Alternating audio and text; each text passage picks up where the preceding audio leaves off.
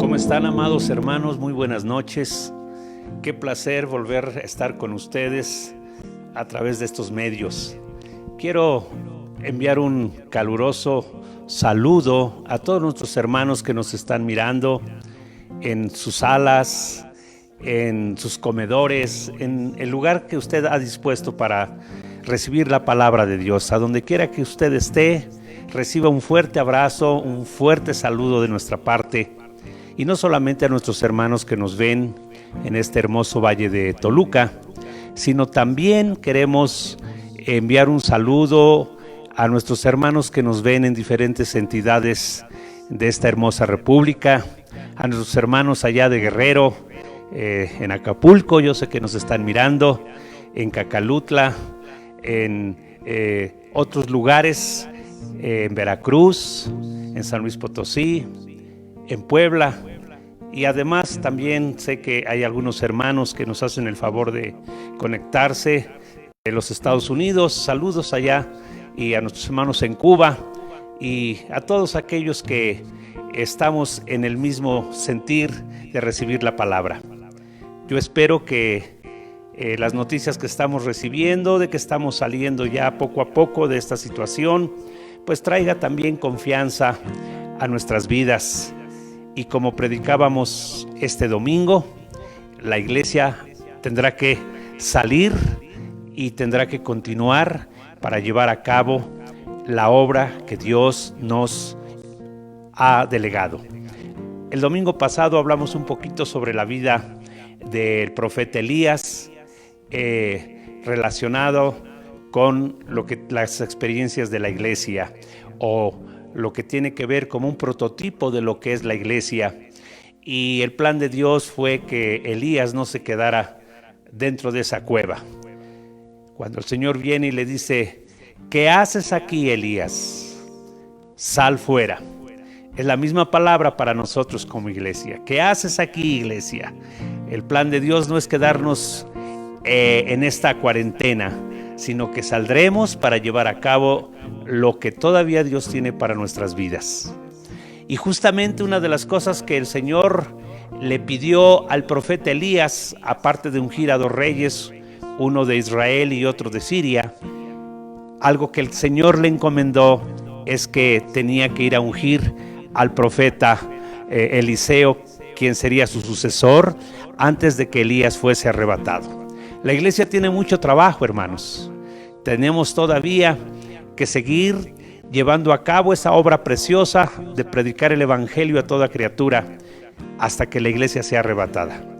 Y gracias a que Elías fue obediente y pudo ir a ungir al que debía de ser más adelante su sucesor, vemos entonces ahora el trabajo y el ministerio de este profeta Eliseo. Eliseo le pidió a Elías, antes de que éste subiera al cielo y fuese arrebatado en el carro de fuego, le pidió algo particular y le dijo: dame una doble porción de tu espíritu.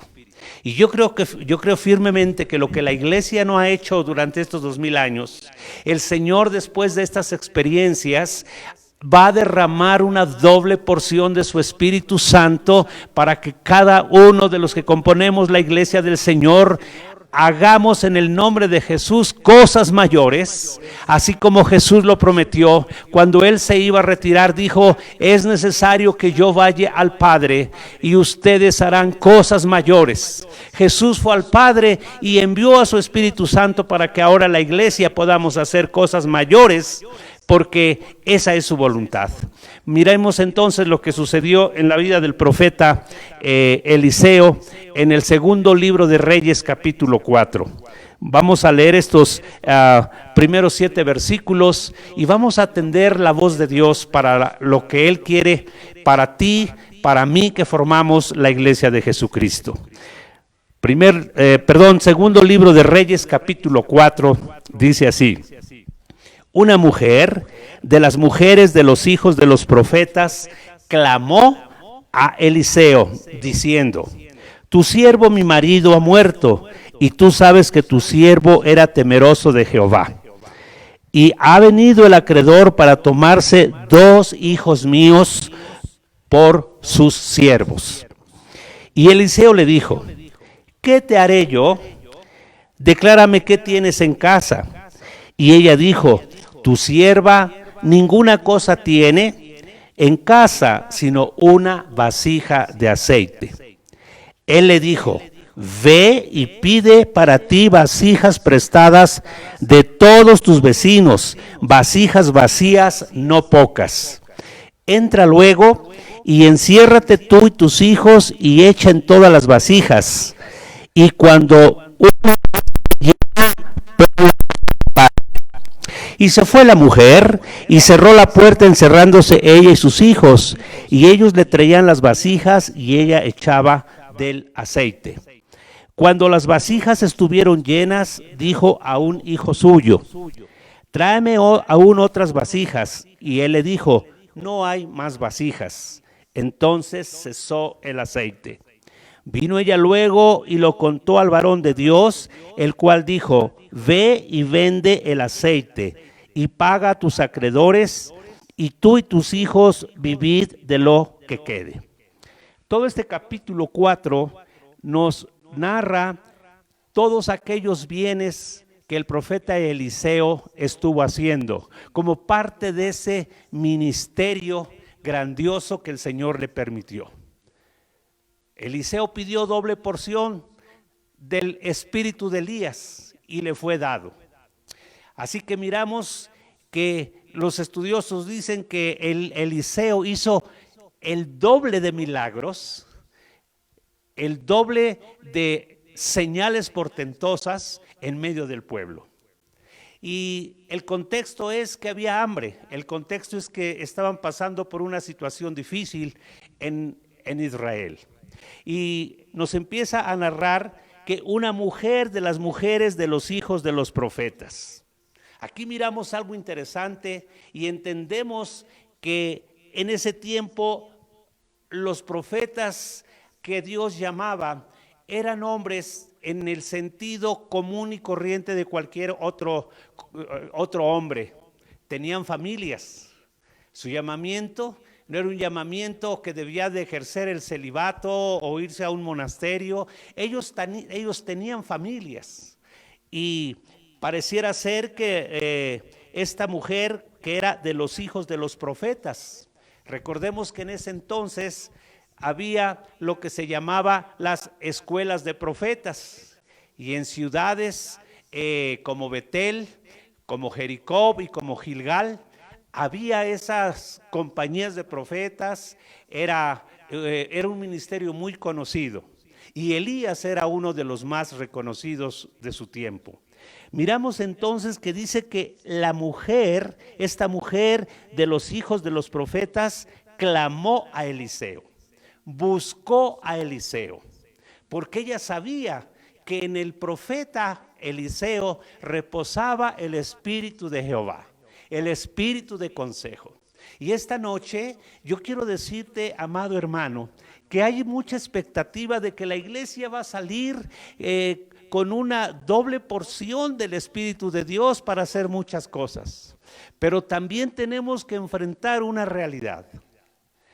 Esto que hemos estado viviendo ha sido un impacto en la salud en el mundo. Pero más que ese impacto en la salud de las personas, hay un impacto en la economía, en donde vamos a tener que buscar el consejo, amados hermanos. La iglesia tiene que aprender en esta nueva etapa a ser mejores. Hace 8 días, o mejor dicho, el domingo pasado, yo terminé mi predicación haciendo mención de una palabra, de una poesía muy interesante que se llama Cuando pase la tormenta. Y la quiero recordar porque es muy importante para lo que estamos hablando. Esa palabra dice, cuando pase la tormenta, oh Dios, yo te pido un poco avergonzado que nos devuelvas mejores como tú lo habías soñado. Dios desea que después de esta experiencia, por cuanto a que los que amamos a Dios todas las cosas nos ayudan a bien, podamos ser mejores, que podamos aprender de esta situación que hemos vivido y saber qué es lo que Dios espera de nosotros, cómo actuar, cómo vamos a enfrentar este problema que es un problema económico. Yo sé y estoy completamente de acuerdo como miembro del cuerpo de Cristo, como ministro del Evangelio, que lo primero que tenemos que aprender es confiar plenamente en el Señor. Él nos va a sostener, nos va a sustentar como sustentó a estos profetas. Pero también tenemos que tomar acciones prácticas y sabias. Lo primero entonces que miramos aquí es que esta mujer buscó el consejo del profeta Eliseo. Estaba en un problema económico. Solamente le quedaba una vasija ahí en su casa con un poco de aceite y era todo lo que tenía para ella y para los suyos. Pero dice que ella clamó a Eliseo. Lo primero y el primer punto entonces, vamos a hablar hoy de 4 puntos que tenemos que recordar para hacer frente a la crisis económica que tenemos enfrente. Número 1, buscar consejo. Y yo quisiera que pudiéramos ver allá en Proverbios 8:33 lo que dice la Escritura. Dice Proverbios 8:33, atended el consejo y sed sabios.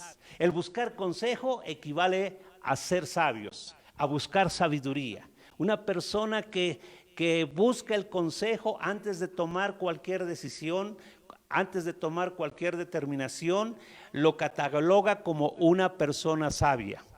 Y muchas de las cosas que hemos hecho en nuestras vidas, muchas decisiones que hemos tomado equivocadamente, es porque no hemos tomado esas decisiones buscando y llevando a cabo el consejo de la palabra de Dios. Hoy más que nunca tenemos que recordar, hay que buscar consejo. Consejo en la palabra, pero también consejo en aquellos hombres y mujeres sabios que Dios ha puesto a nuestro alrededor, a nuestras autoridades. Es tiempo de buscar consejo en nuestros pastores, es tiempo de buscar consejo en nuestros padres e incluso es tiempo de buscar consejo con profesionales que saben de estas cosas, hermanos. Así que dice, atended el consejo y sed sabios y no lo menospreciéis.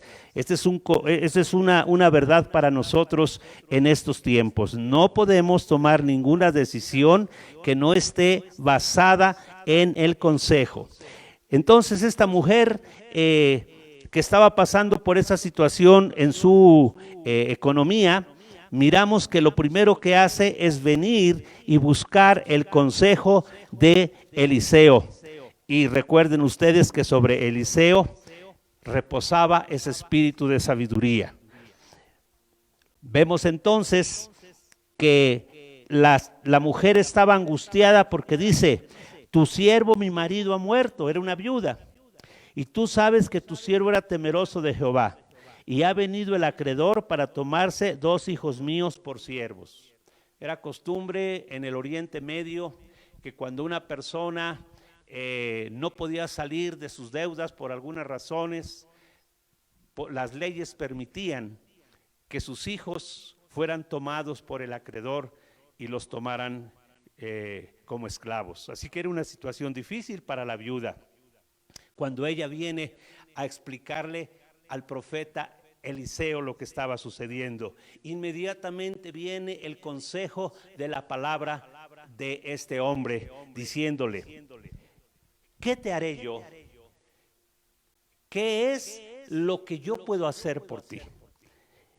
Dice, declárame qué tienes en casa. Y pues la situación de esta mujer era muy caótica. No tenía bienes, no tenía de qué echar mano, como vulgarmente decimos. Dice, tu sierva ninguna cosa tiene en casa, sino una vasija de aceite. Quizás para muchos era algo insignificante, pero ¿sabes una cosa? Cuando Dios, cuando uno deja actuar a Dios, Él puede tomar lo más insignificante, lo más pequeño que a nosotros nos pudiera parecer, pero Él lo toma en sus manos. Todo lo que exponemos y entregamos y disponemos para Dios, Él lo puede usar de una forma sobrenatural. ¿Qué era una simple vasija de aceite? A los ojos de la viuda muy poco, pero no así para el hombre de Dios.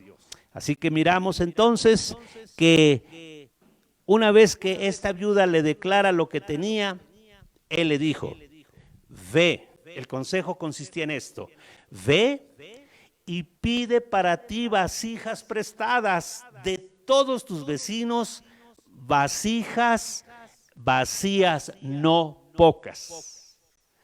Es importante cuando uno recibe el consejo, no dejar que las situaciones o la adversidad nos embargue y oír con claridad las indicaciones del consejo.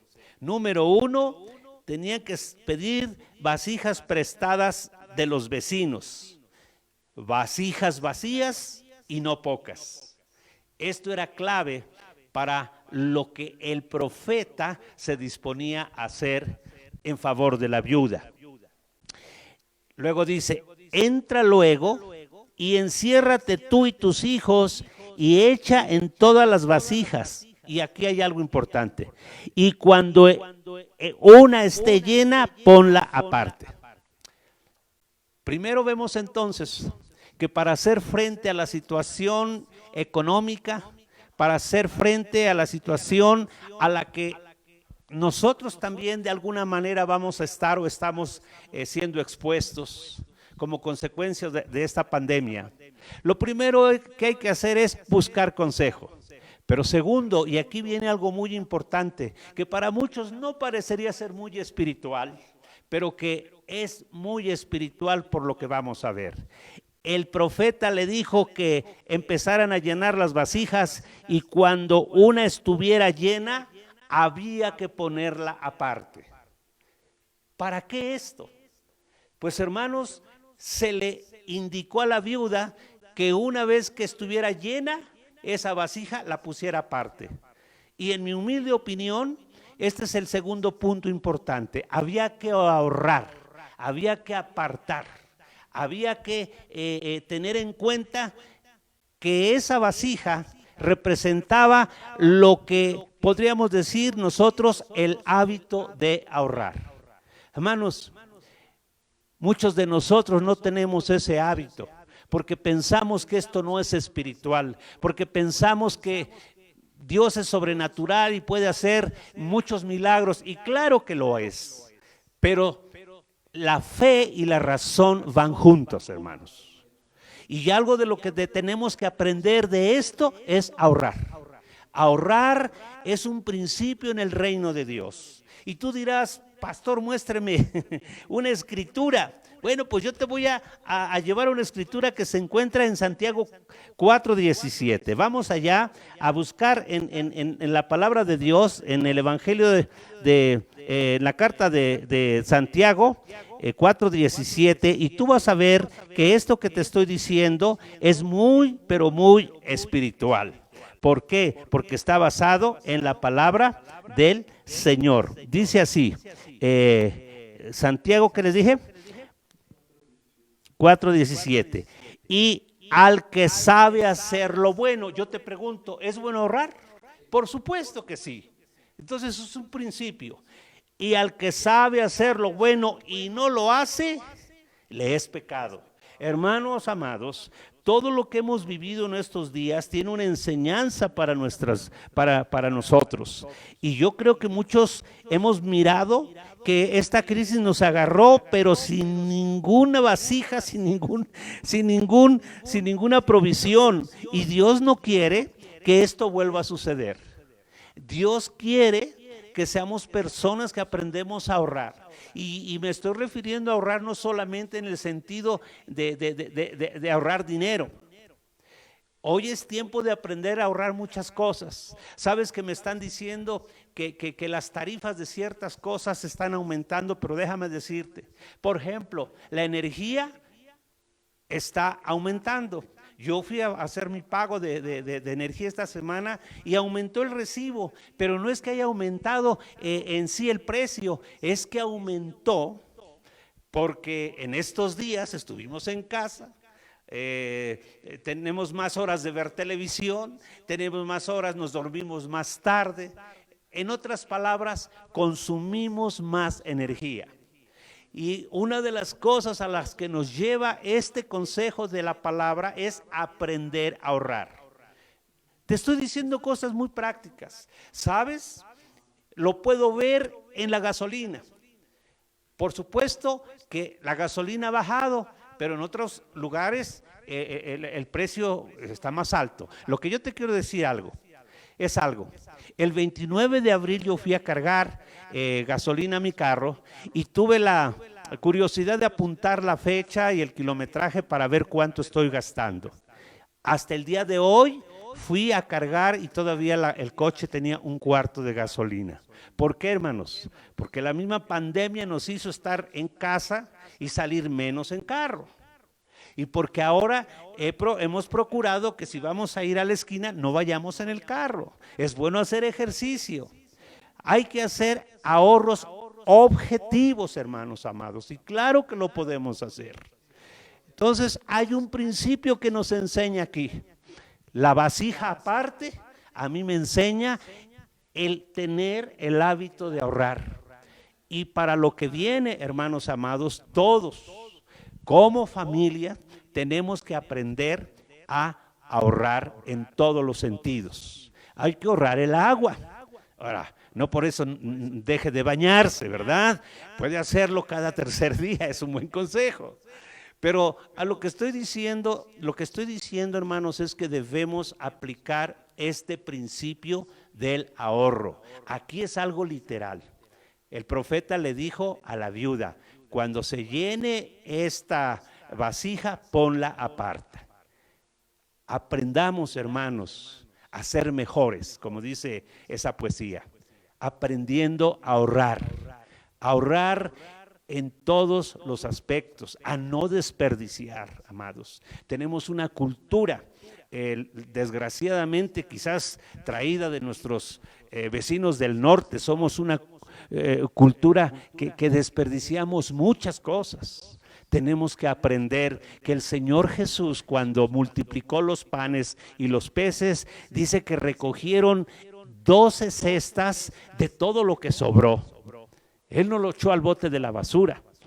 Hermanos, en el reino este principio de ahorro es un principio que debe estar presente. Y el texto ya lo vimos, es bueno ahorrar. Aquel que sabe hacer lo bueno y no lo hace, le es contado como pecado. Así que, hermanos, pues aprovechemos estas experiencias. Entonces, primer cosa para enfrentar la crisis que tenemos enfrente. Número 1, buscar consejo. Número 2, ahorrar. Pero vamos a seguir leyendo.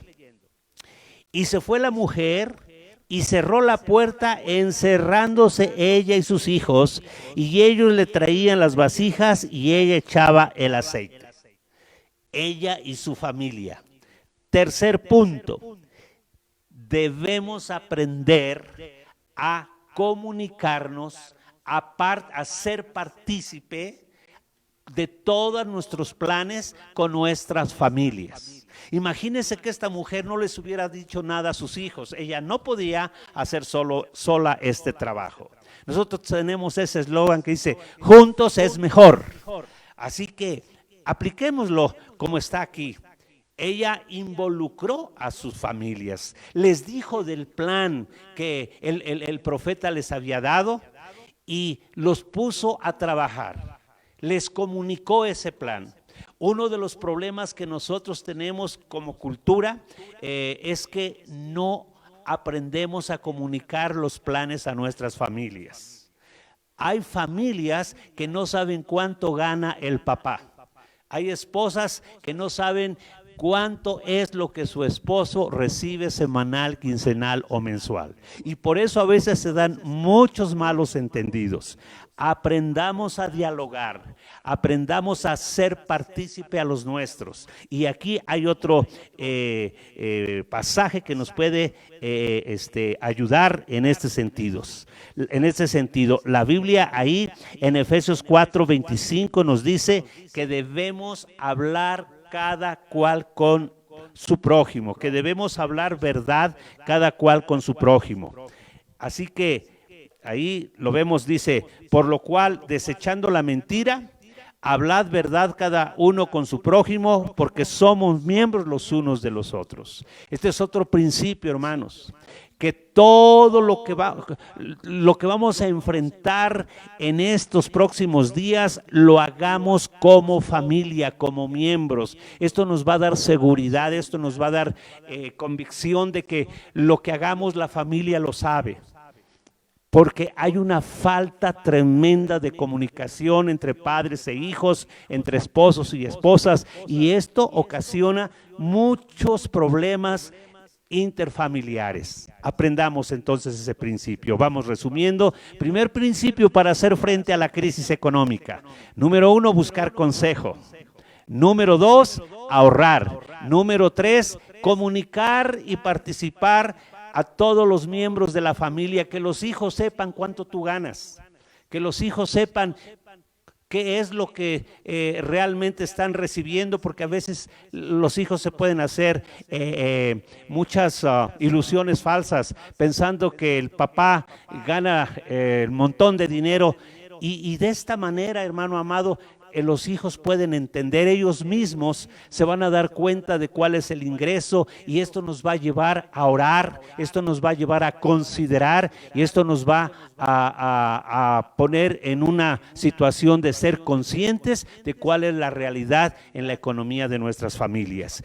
Y vamos terminando, dice, cuando las vasijas estuvieron llenas, dijo a uno de su hijo, traedme aún otras vasijas, y él dijo, no hay más vasijas. Entonces cesó el aceite. Hay que aprender a escuchar el consejo con toda claridad y llevarlo a cabo con toda precisión. La pregunta es, ¿qué hubiera pasado si hubiera habido más vasijas vacías? Pues se hubieran llenado, ¿verdad? Así que hay que ser muy cuidadoso con el consejo que recibimos. Pero el último paso dice, vino ella luego y lo contó al varón de Dios, el cual dijo, ve y vende el aceite y paga tus acreedores, y tú y tus hijos vivid con lo que quede. Cuarto punto, hermano, pagar nuestras deudas. Eso lo dice la palabra de Dios. Vamos a Romanos 13:8. Ahí en ese pasaje que el apóstol Pablo enseña acerca de cómo vivir como cristianos, cómo vivir esta nueva vida en Cristo Jesús, él nos da principios, y ahí encontramos en Romanos 13 esa palabra que nos dice que a nadie que le debamos nada. Entonces, amados hermanos, esto nos habla de que tenemos que aprender este principio de pagar toda deuda. Yo creo que muchos de nosotros, esta pandemia nos cogió endeudados, porque estábamos acostumbrados, perdóname, a que todo lo cubríamos con el tarjetazo. Las cosas van a cambiar. Por ahí se dice que pues ya no tarda mucho el implementar el famoso chip, que ya no va a existir el dinero. Cualquier situación que se venga, hermano, el consejo aquí de la palabra que le dio el profeta Eliseo a esta mujer es, cubre tus deudas, cubre tus deudas. Es tiempo, hermanos, de no endeudarnos, es tiempo de pagar toda deuda, porque las deudas son una de las razones por las que, hermanos, no podemos tener esa paz que Dios quiere que tengamos. Dios nos está dando la oportunidad, y si a ti te agarró endeudado esta pandemia, si a ti te cogió esta situación con una situación de endeudamiento que no sabes qué hacer, pues la lección es: devuélvenos mejores Señor, como tú lo has soñado. Su palabra nos da estos principios. A nadie le debáis nada. Es tiempo de venir y poner en práctica estos 4 principios. Número 1, pedir consejo y llevarlo a cabo tal y como se nos ha sido dado. Es de sabios, es de inteligentes. Número 2, ahorrar. Número 3, hacer partícipe a las familias. Comunica, establece diálogos, canales de comunicación con los tuyos, para saber cuáles son los planes, cuáles van a ser las estrategias que tú vas a utilizar para salir adelante con los problemas financieros que tenemos enfrente. Tú con tu familia, juntos es mejor. Y 4, paga tus deudas. Esto nos va a traer no solo paz, sino estabilidad y confianza de que nosotros hagamos lo que nos corresponde hacer y Dios hará, por supuesto, lo demás. Te bendigo en esta noche y